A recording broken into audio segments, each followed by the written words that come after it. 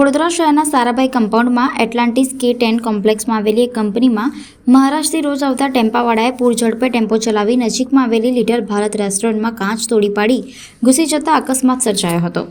નસીબ જોકે રોજ હોટલની બહાર બેસતા દંપતી તે જગ્યાએ બેઠા ન હોવાથી આ બાદ બચાવ થયો હતો।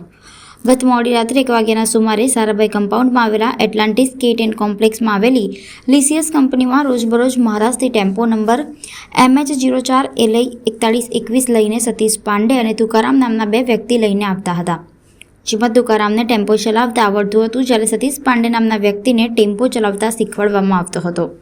ત્યારે નજીકની હોટલના સંચાલકે આ બંને વ્યક્તિને ટોક્યા હતા કે આ રીતે ટેમ્પો ચલાવતા નહીં, તેમ છતાં તેઓ રોજ દારૂ પીને ટેમ્પો તુકારામ સતીશ પાંડેને શીખવાડતો હતો।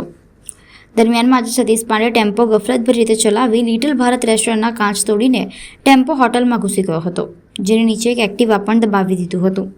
આ હોટલના સંચાલક દંપતી જે જગ્યાએથી ટેમ્પો ઘૂસ્યો હતો તે જગ્યા પર બેસતા હતા, પરંતુ નસીબ જોગે તે જગ્યા પર બેઠા નહીં હોવાથી બંનેનો આ બાદ બચાવ થયો હતો।